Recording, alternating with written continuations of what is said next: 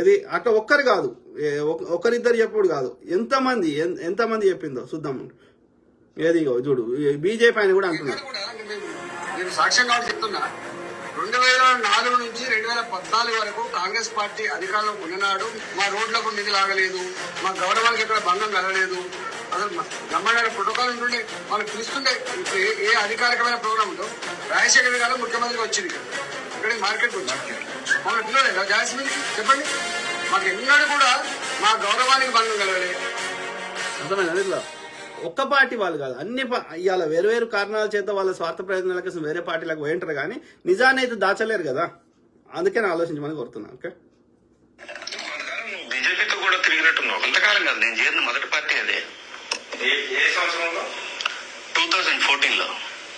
Okay, 2014లో join అయ్యాను. మళ్ళీ 2015లో బయటకు వచ్చేసాను. 1 ఇయర్. ఆ 1 ఇయర్ లో అర్థమైపోయింది ఎందుకు వెళ్ళావు నువ్వు అసలు. అదే కొన్ని అబద్ధాలు చెప్పి చెప్పి చెప్పి ఎలా నిజాలైతాయో, ఎలా నిజంగా నేను ఫీల్ అవుతామో, అలాగే కాంగ్రెస్ పార్టీ దేశాన్ని నాశనం చేసిన ఒక అబద్ధాన్ని నేను కూడా విన్నా. నమ్మి వెళ్ళిన తర్వాత తెలిసింది కాంగ్రెస్ పార్టీ మాత్రమే ఈ దేశాన్ని నిలబెట్టింది. కాంగ్రెస్ పార్టీలో ఉన్నటువంటి ఆ కుటుంబం లేకపోతే ఈ దేశం ఎప్పుడో ముక్కలు అయిపోయేది. ఈ దేశంలో ఈ రోజు మనం ఇలా టీవీలు, ఇలా యూట్యూబ్ ఛానల్స్, ఇలా ఇంత పెద్ద వ్యవస్థలన్నీ కూడా సాఫ్ట్వేర్ గాని ఏదైనా కానీ ఆ కుటుంబం తీసుకున్న నిర్ణయాల ఫలితమే. అంతే తప్పితే ఆ మోసాన్ని నేను గ్రహించి సంవత్సరంలోనే బయటకు వచ్చేసా. నా ప్రాంతానికి ఎప్పుడైతే మట్టి నీళ్లు తెచ్చిచ్చాడో అప్పుడే అమ్మో వీళ్ళు దొంగలు, వీళ్ళు కేవలం వాళ్ళు రాజకీయం చేయడం కోసమే పుట్టినటువంటి వ్యవస్థలవి, రాజకీయ స్వప్రయోజనాల కోసం పుట్టిన వ్యవస్థలు, మతం ముసుగు అనేది ముసుగు మాత్రమే అని నాకు అర్థమైపోయి బయటకు వచ్చారట. ప్రత్యేక హోదా 5 సంవత్సరాలు చాలదు, 10 సంవత్సరాలు కావాలన్న వాళ్లే. అంటే వాస్తవాలను ఏం మార్చలేరు అని చెప్పడానికి ఇవన్నీ చూపెడుతున్నాయి. ఓకే, చరిత్ర డెఫినెట్లీ సోనియా గాంధీ గారి దయ వల్లనే తెలంగాణ వచ్చింది. అది కాదంటే వాళ్ళు మూర్ఖులు అవుతారు తప్ప మంచి లెవెల్ కాదు. బుద్ధి ఉన్న వాళ్ళు, విజ్ఞత ఉన్న వాళ్ళు దాన్ని అంగీకరిస్తారు. అందువల్ల సోనియా గాంధీ గారికి తెలంగాణ రాష్ట్ర ఏర్పాటు చరిత్ర ఎప్పుడు రాష్ట్ర అధ్యక్షుడు వారి పేరు రాస్తారు, అందులో అనుమానం లేదు. తప్పే ఉన్నట్టు పెట్టినా కూడా తప్పలేదు. లేదు, నథింగ్ రాంగ్. కనీస మర్యాద తెలంగాణ సంస్కారం ఉంది. సుధాకర్ రెడ్డి గారు జిస్కా కాయా ఉస్కా గాయా. వాస్తవాలను ఎవరు మార్చలేరు. సింపుల్. గారు గెలిచారు 2014లో. ఎందుకు గెలిచారు? కాంగ్రెస్ పనికి రాకుండా అయిపోయింది, ప్యారలైజ్ అయిపోయింది, మన్న అయిపోయింది. ఏదో ఆ మన్మోహన్ సింగ్ గారు పాపం మంచి వ్యక్తి అనేది బదనాం పెట్టి ఆయన పనిచేసుడు ఎక్కువ చేస్తాడు, ప్రచారం తక్కువ చేయలేను. డాను ఆయన ఒలిపెట్టేటువంటి చాలా చేసిన ఆయన పని నేను చెప్తా. ఆయన ఏం చేసాడు, మోడీ గారు ఏం చేసాడు నా దగ్గర లెక్క. నేను చెప్పలేదు, చాలా మంది చెప్పిండ్రు. మోడీ గారి కన్నా బెహతరీన్ పనిచేసిండు ఆయన, కానీ ఆయన చెప్పుకోలేదు.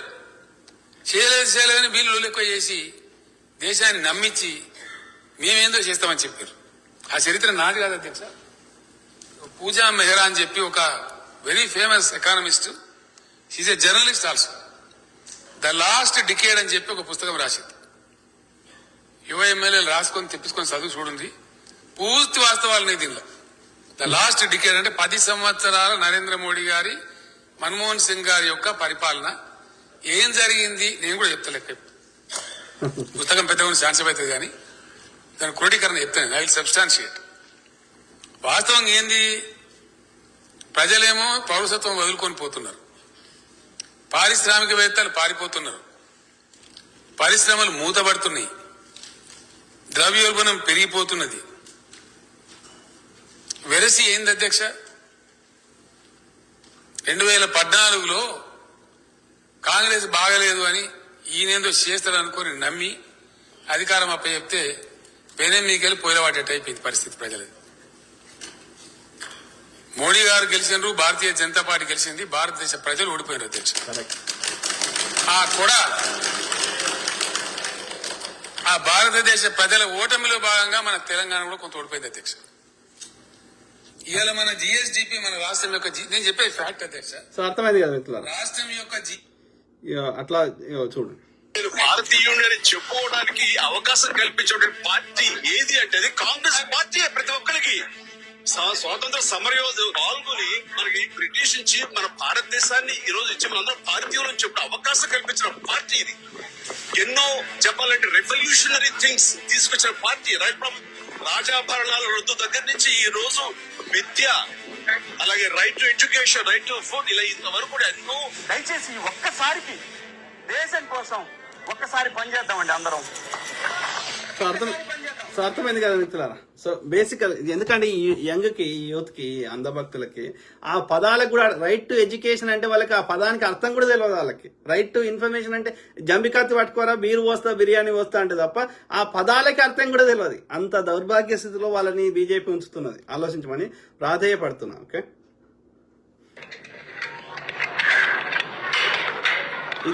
ఇది రియల్ గా నాగార్జున సాగర్ కట్టినప్పుడు ఇది నేను మొత్తం చూపెట్టా, ఎందుకంటే ఎక్కువ లెంత్ కావద్దని. సో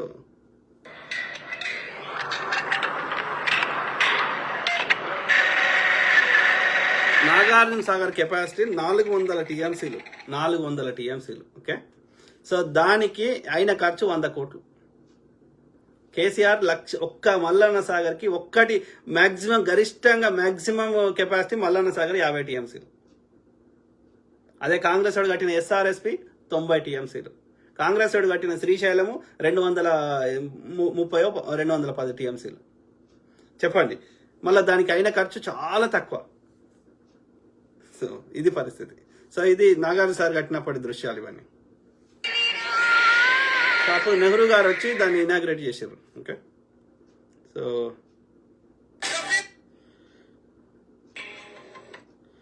64 సంవత్సరాలలో జరిగిన అభివృద్ధి, 64 సంవత్సరాలలో చేసిన అప్పులు మీరు పోల్చుకోండి. 9 ఏళ్లలో జరిగిన అభివృద్ధి ఏంటి, 9 ఏళ్లలో దేశం మీద అప్పులు ఎంత మందికి ఎవరెవరు ఎంత దోచిపెట్టిర్రు.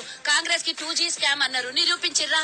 దాన్ని ఓన్లీ మా మీద బదలాం లేపి ఓట్లను దండుకున్నారు. మీకు చరిత్ర ఏమన్నా ఉన్నదా బీజేపీకి చెప్పడానికి? కాంగ్రెస్ కి ఇంత చరిత్ర ఉన్నది, మీకేం చరిత్ర ఉన్నది? దేశానికి స్వతంత్రం తెచ్చినాము, దేశంలో గుండుసూది గారి నుంచి ఈ రోజు అంతరిక్షంలోకి పోవడానికి కాంగ్రెస్ కారణం. నాసా అట్లాంటి సంస్థల్ని ఏర్పాటు చేసింది కాంగ్రెస్. సిస్టర్ మాట దొరికింది, నాసా కాదు, ISRO. Okay, so Indira Gandhi government చేసింది. ఇందిరాగాంధీ ఉన్నప్పుడే ఇల్లు ఇచ్చింది, నాకు ఇల్లు ఇచ్చింది, రైతు పేదలకు ఇల్లు కట్టించింది, 700 రూపాయలు ఇచ్చింది. అప్పుడు కేసీఆర్ చాలా చేసినట్టు.